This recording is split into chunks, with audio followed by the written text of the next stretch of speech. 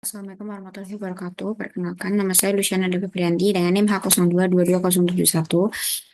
Di sini saya akan membuat video mengenai analisis data menggunakan SPSS dan RStudio. Seorang peneliti akan melakukan percobaan menggunakan rancangan acak kelompok di lahan Jumantono dengan mengkombinasikan dua faktor yaitu pupuk dan kelator terhadap KTK dan tinggi tanaman. Kemudian untuk pertanyaannya, bagaimana pengaruh pupuk, kelator, dan kombinasinya terhadap KTK tanah. Kemudian yang kedua, bagaimana korelasi antara KTK tanah dan tinggi tanaman pada eksperimen ini. Jadi dimulai dari Excel gitu, dari data yang sudah diberikan itu kita pindah ke Excel. Di sini sudah saya pindah. Tampilannya akan seperti ini sebelum masuk ke SPSS. Kemudian jika sudah seperti ini kita lanjut ke SPSS. Ini juga sudah saya masukkan ke dalam SPSS, di mana tampilannya juga akan sama seperti Excel, ulangan dosis pupuk, kelator, kombinasi KTK, dan tinggi tanaman. Kemudian untuk variable view kita rubah untuk KTK dan tinggi tanaman kita rubah menjadi numerik, sedangkan untuk ulangan dosis pupuk, kelator, dan kombinasi kita ubah menjadi string. Untuk desimal kita rubah KTK dan tinggi tanaman menjadi 2. Kemudian untuk measure KTK dan tinggi tanaman kita rubah menjadi scale. Jika sudah seperti ini kita masuk ke analisis. Kita pencet analyze general linear mode univariate. Kemudian karena untuk pertanyaan yang nomor 1 adalah bagaimana pengaruh pupuk, kombinasinya, dan kelator terhadap KTK, jadi kita masukkan KTK sebagai dependent variable. Kemudian untuk fix faktornya kita masukkan ulangan, dosis pupuk, dan kelator. Kemudian kita setting di model, itu kita pencet build terms, kita masukkan ulangan, dosis pupuk, dan kelator. Kemudian untuk interaksi keduanya kita pencet dengan shift. Kemudian sudah seperti ini, kita continue. Kemudian post hoc itu kita masukkan semuanya, ulangan, dosis pupuk, dan kelator. Ini kemudian kita checklist Duncan karena kita akan menggunakan analisis Duncan. Continue. Untuk means kita masukkan overall, continue. Untuk option kita checklist descriptive statistic, continue. Oke, kemudian sudah. Oke, kemudian akan muncul output seperti ini. Baik, selanjutnya untuk pertanyaan bagaimana tentang kombinasi kita lanjutkan. Di sini saya membuat datanya dulu baru saya jelaskan. Langkahnya sama untuk kombinasi, hanya kita ganti di bagian fix factornya. Untuk fix factor di sini kita ganti menjadi kombinasi dengan dependent variable yang masih sama, yaitu KTK. Kita masukkan. Kemudian untuk post hoc kita masukkan dan checklist Duncan sudah. Means kita masukkan overall, continue, kemudian option, descriptive, continue. Oke, terus kemudian bisa pencet oke, dan sudah muncul untuk analisisnya. Baik, di sini sudah ada nilai outputnya. Jadi yang pertama kita akan interpretasikan hasil uji ANOVA, di mana dosis pupuk, kelator, dan interaksi antara dosis pupuk dengan kelator memiliki nilai signifikan yang berbeda. Dosis pupuk memiliki nilai signifikan karena lebih kecil daripada 0,01, sedangkan untuk dosis pupuk dan kelator memiliki nilai yang lebih besar dibandingkan dengan nilai alfa 0,05.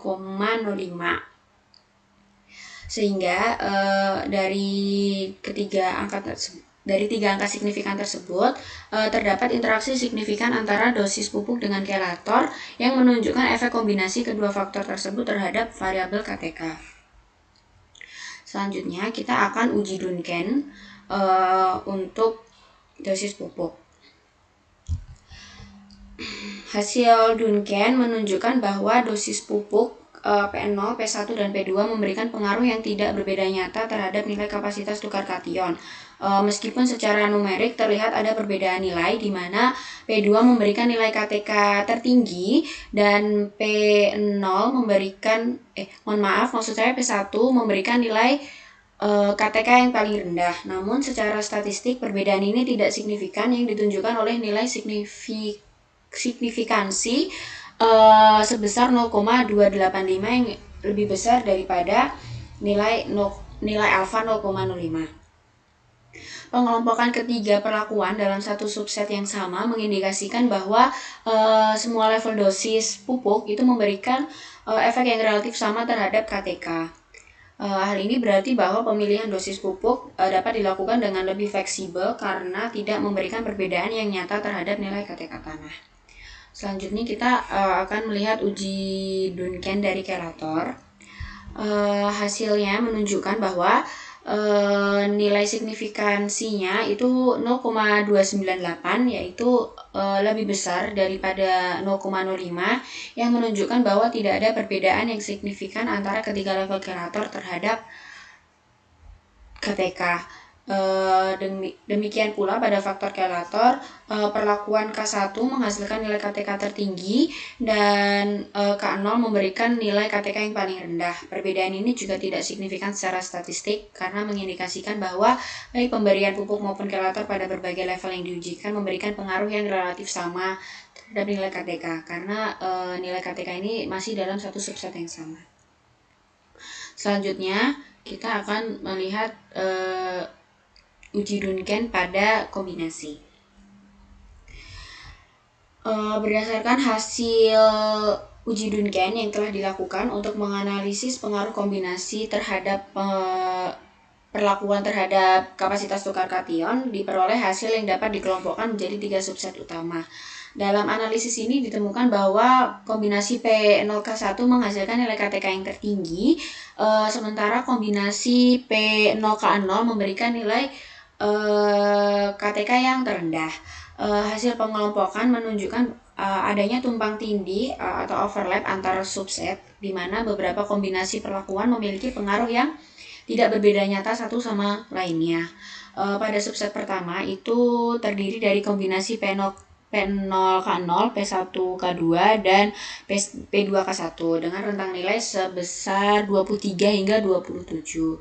Pada subset kedua mencakup kombinasi P1K2, P2K1, dan P0K2 dan P1K0 dengan rentang nilai sebesar 27 hingga 30. Selanjutnya untuk subset ketiga meliputi kombinasi P0K2, P1K0, P1K1, P2K2, P2K0, dan P0K1 dengan rentang nilai 30 hingga 42. Dari hasil analisis tersebut dapat disimpulkan bahwa pemberian perlakuan secara umum mampu meningkatkan nilai KTK dibandingkan dengan kontrol atau P0K0. Peningkatan yang paling signifikan terlihat pada kombinasi P0K1 dengan hasil KTK yang paling tinggi.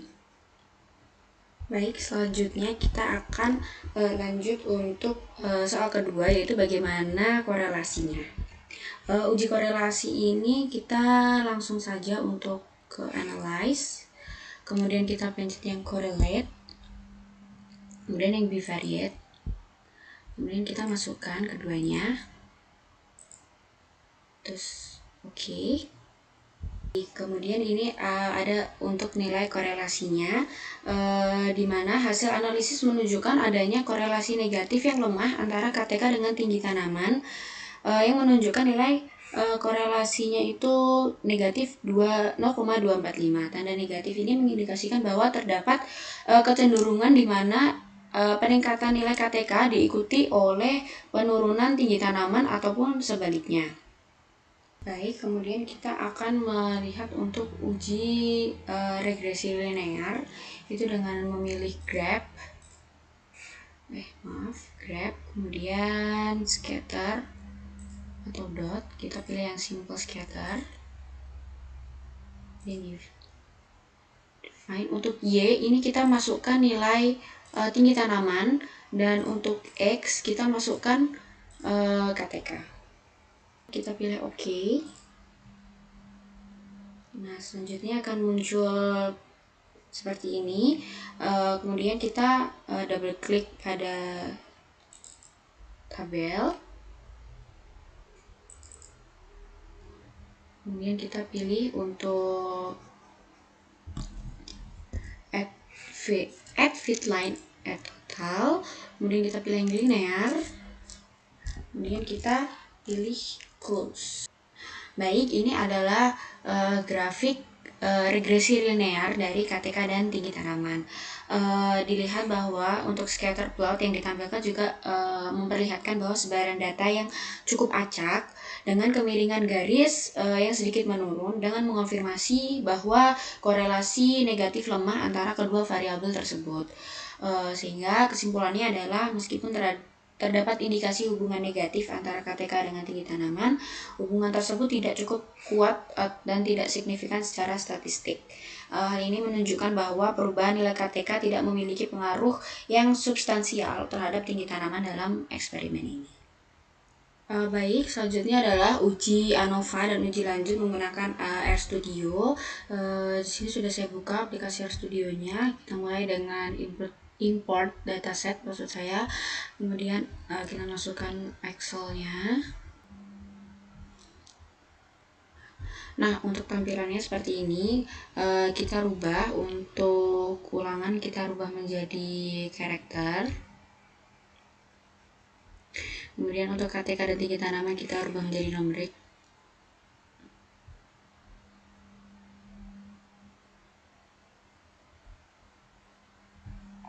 Dan di sini kita tulis range-nya adalah A1 dan F37. Jika sudah seperti ini, kita import. Kemudian kita ketik library. Kita ketik do bioresearch, kemudian run. Kemudian yang kedua analisis.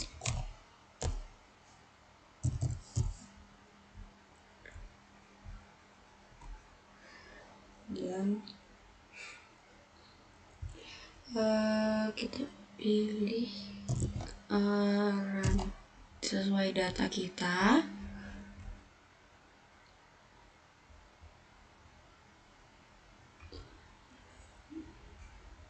Kemudian kita kurung siku, kurung siku 5, 6, kemudian koma, kemudian run top sesuai kita, kemudian shift tanda dolar, kita pilih ulangan, run job, kemudian tanda dolar untuk dosis pupuk maksud saya. Kemudian untuk selanjutnya adalah run job, tanda dolar dan kelator, kemudian koma 1. Kemudian kita pilih run. Nah, kemudian di konsol akan muncul seperti ini. Kemudian kita ketiga kita ketik print, terus kemudian kita print analisis, kemudian run. Nah, di sini sudah muncul untuk datanya. Kita bisa langsung analisis. Di sini datanya sudah muncul, jadi kita bisa langsung untuk analisis atau interpretasi hasilnya. Untuk hasil ANOVA itu ditunjukkan pada tabel ini. Berdasarkan hasil ANOVA diimplementasikan bahwa faktorial menunjukkan bahwa faktor A di sini, faktor A dan faktor B secara individual tidak menunjukkan pengaruh yang signifikan. Dan interaksi kedua faktor A dan B, yaitu di sini dari kelator dan dosis pupuk, itu menunjukkan pengaruh yang signifikan dengan nilai value-nya adalah 0,01143 yang kurang dari nilai 0,05. Kemudian kita akan uji Shapiro. Untuk uji Shapiro ini digunakan untuk menguji apakah residual model itu berdistribusi normal atau tidak. Nah, dalam hal ini kita menggunakan tingkat signifikan 0,05 dan nilai value 0,9388 yaitu jauh lebih besar daripada 0,05, mengindikasikan bahwa data ini adalah normal sehingga kita dapat lanjut untuk analisis berikutnya. Kemudian kita lanjut ke uji Duncan dosis pupuk, yaitu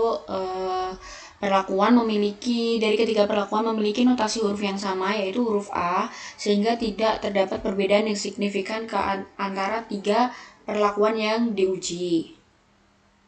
Kemudian kita akan melihat pada uji Duncan-Kelator, di mana hasil uji perbandingan menunjukkan sama, tidak ada perbandingan yang signifikan secara statistik dari tiga perlakuan karena memiliki notasi yang sama, yaitu A, dan perbedaan rata-ratanya juga tidak terlalu besar.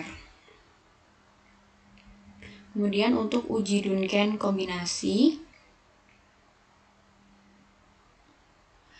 Nah, untuk uji Duncan kombinasi,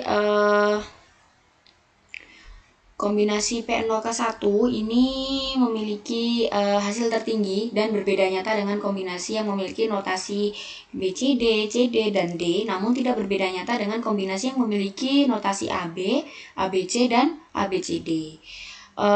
Kemudian untuk kelompok terendah itu ada P0K0 itu dengan notasi D, itu berbeda nyata dengan kombinasi yang memiliki notasi A dan AB, namun tidak berbeda nyata dengan kombinasi yang memiliki notasi BCD dan CD.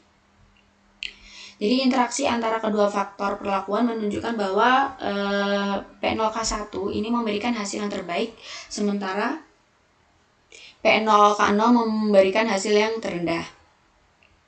Jadi ada notasi yang tumpang tindih seperti ini menunjukkan bahwa beberapa kombinasi perlakuan ini memiliki pengaruh yang tidak berbeda nyata satu dengan lainnya.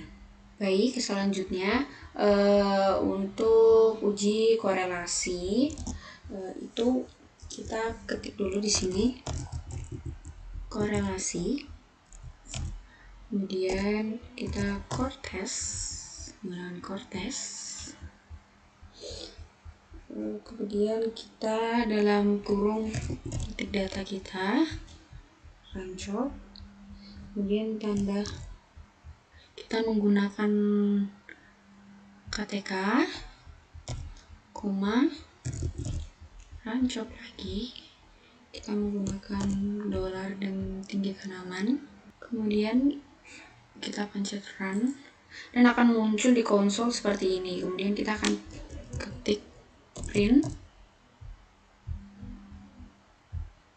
Di sini kita dalam kurung kita tulis korelasi, kemudian kita pilih print.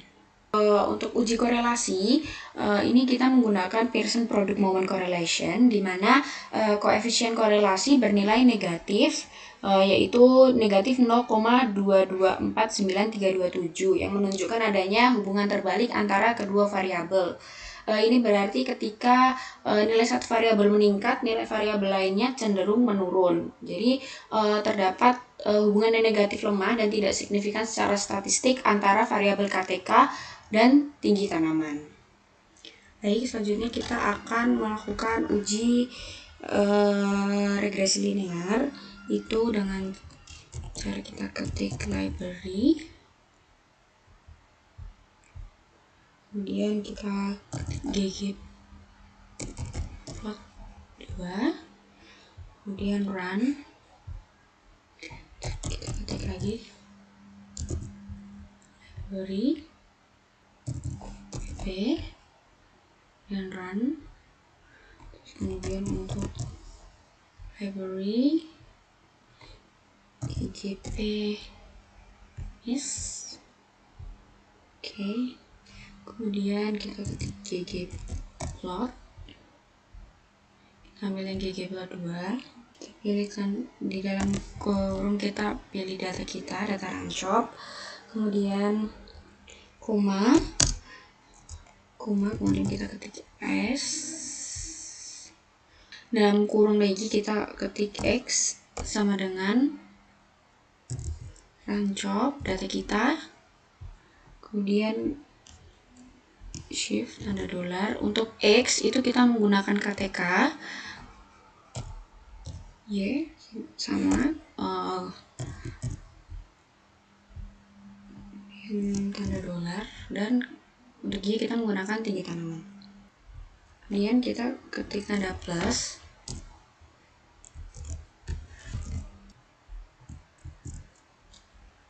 kemudian kita copy paste, dan kemudian kita ketik run. Plot akan muncul seperti ini. Jadi ini adalah grafik dari regresi linear, di mana grafik ini menunjukkan adanya hubungan negatif antara KTK dengan tinggi tanaman, dan plot di sekitar garis regresi linear ini terlihat sangat acak. Jadi dapat disimpulkan bahwa terdapat hubungan negatif yang sangat lemah antara KTK dan tinggi tanaman, dan sebaran data yang luas dan nilai R yang rendah sebesar 0,06 menunjukkan bahwa KTK bukanlah prediktor yang baik untuk tinggi tanaman. Baik, jadi tadi sudah saya sampaikan bahwa untuk analisis data menggunakan dua aplikasi, yaitu RStudio dan SPSS, dan menunjukkan hasil yang sama bahwa nilai KTK dan tinggi tanaman memberikan nilai yang negatif lemah. Sekian dari saya. Wassalamualaikum warahmatullahi wabarakatuh. Terima kasih.